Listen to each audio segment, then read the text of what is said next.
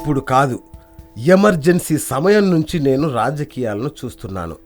ఇందిరాగాంధీ మొదలుకొని తదుపరి వచ్చిన మొరార్జీ దేశాయ్, చరణ్ సింగ్, రాజీవ్ గాంధీ, విపి సింగ్ నుంచి నేటి ప్రధాని నరేంద్ర మోడీ వరకు చెప్పే ఒకే ఒక్క స్టాక్ డైలాగ్, ప్రజలు త్యాగాలు చెయ్యాలి. నిజమే, ప్రజలు త్యాగాలు చెయ్యాలి. తమకు వచ్చే 100 రూపాయల గ్యాస్ సబ్సిడీని వదులుకోవాలి. నాయకులు మాత్రం తమకు లభించే ఏ సబ్సిడీని వదులుకోరు. బయట 200 రూపాయలు ఉండే బిర్యానీని వారు మాత్రం 20 రూపాయలకే ఆరగిస్తారు. ఉచితంగా గ్యాస్ కనెక్షన్లు అనుభవిస్తారు. ప్రజలు చచ్చి చెడి తమ కష్టార్జితంలో నుంచి నానా తిప్పలు పడి అధిక ఛార్జీలు చెల్లించి ప్రయాణాలు చేస్తారు. నాయకులు మాత్రం విమానాల్లో ఉచితంగా ప్రయాణాలు చేస్తారు. 1,00,000 రూపాయలుగా ఉన్న తమ వేతనాలను అమాంతం 4 లక్షలకు పెంచుకుంటారు. తమ నియోజకవర్గాల్లో ప్రజాధనంతో సమకూర్చిన వాహనాలలో దర్జాగా ప్రయాణిస్తారు. బస్సుల్లో, రైళ్లల్లో, విమానాల్లో తమకు లభించే ఏ విధమైన రాయితీని విసర్జించరు. ప్రజలు మాత్రం త్యాగాలు చేయాల్సిందే. మీకు చిన్న చిన్న రోగాలు వస్తే ప్రజల ఖర్చుతో విదేశాలకు వెళ్లి వైద్యం చేయించుకుంటారు.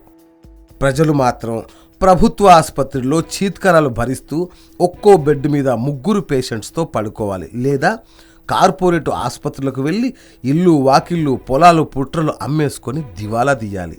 అవును, మరి ప్రజలు త్యాగాలు చెయ్యాలి. గత 2 రోజులుగా సోషల్ మీడియాలో చాలామంది వీర దేశభక్తులు కొత్త లాజిక్స్ను పోస్ట్ చేస్తున్నారు. మీరు తిరుపతి, శ్రీశైలం, షిరిడి వెళ్ళినప్పుడు రైల్వే స్టేషన్స్లో టికెట్స్ కోసం 7-8 గంటలు నిల్చోవడం లేదా? క్యూలల్లో ఏటీఎంల దగ్గర గంట సేపు నిల్చోలేరా అని రకరకాలుగా ప్రశ్నిస్తున్నారు. నిజమే, సామాన్య ప్రజలు గంటల తరబడి నిలుచొని తమ సమయాన్ని త్యాగం చేస్తారు.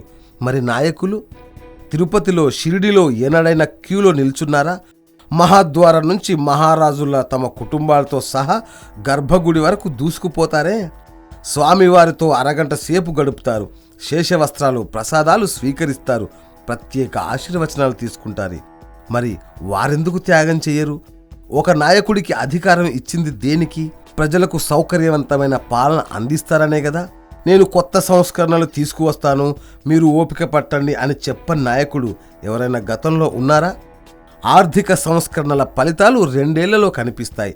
వస్తువులు చౌకగా లభిస్తాయి. ప్రజలు త్యాగాలకు సిద్ధపడాలి అని చెప్పారు పివి నరసింహారావు. ఆ తర్వాత వాజ్పేయి, మన్మోహన్ కూడా అదే పాట పాడారు. 20 ఏళ్ల తర్వాత కూడా వాటి ఫలితాలు పూర్తిగా కనిపించాయా? దేశంలో పేదరికం 40 ఏళ్ల క్రితం 70% ఉంది. ఇప్పుడు అంతే ఉంది. ప్రజలు మాత్రం త్యాగాలు చేస్తూనే ఉన్నారు. పాత నోట్ల రద్దు ద్వారా నల్లధనం బయటకు తీయవచ్చు అని మోడీ భావించారు. బాగుంది, నేను కూడా హర్షించాను. కానీ మోడీ ఊహించిన విధంగా జరుగుతోందా? దేశంలో 18 లక్షల కోట్ల రూపాయల నల్లధనం ఉంది అని కేంద్రం చెబుతోంది. గత 3 రోజుల్లో బయటికి వచ్చింది కేవలం 53,000 కోట్ల రూపాయలు మాత్రమే. డిసెంబర్ చివరి నాటికి 2 లక్షల కోట్ల రూపాయలు మాత్రమే వెలికి వచ్చే అవకాశం ఉన్నదని ఆర్థిక శాఖ అధికారులు చెబుతున్నారు. మరి ఈ సంస్కరణల ద్వారా ఫలితం లేకపోతే ప్రధాని తన చర్యకు మూల్యం చెల్లిస్తారా? నా చిన్నప్పటి నుంచి వింటున్న మరో గొప్ప ఆణిముత్యం ఏంటంటే, ఈ దేశం నీకేమిచ్చిందని అడగకూడదు, ఈ దేశానికి నువ్వేమిచ్చావు, ఎందుకు ఇవ్వడం లేదు? నాకొచ్చే జీతంలో 40% వివిధ పన్నుల రూపంలో కడుతున్నాను. అది కాక బయట ఏ వస్తువు కొన్నా service tax, Swachh Bharat tax, కృషి కళ్యాణ్ ట్యాక్స్ కలిపి 15% కడుతున్నా. అంటే నా ఆదాయంలో సగభాగం నేను ఈ దేశానికి ఇస్తున్నా. పొట్ట పొడిస్తే అక్షరం ముక్క రాని వారిని కూడా ఈ దేశం మంత్రుల్ని చేసింది. మీరు వేల కోట్ల అవినీతి సొమ్మును కొల్లగొడుతున్నా భరిస్తున్నది. మాలాంటి వాళ్ళు 22 ఏళ్ల పాటు వివిధ విద్యాలయాల్లో చదివి ఎంతో జ్ఞానం సంపాదించుకొని గుమాస్తాలుగా ఎద్దుల్లా చాకరీ చేస్తున్నాం.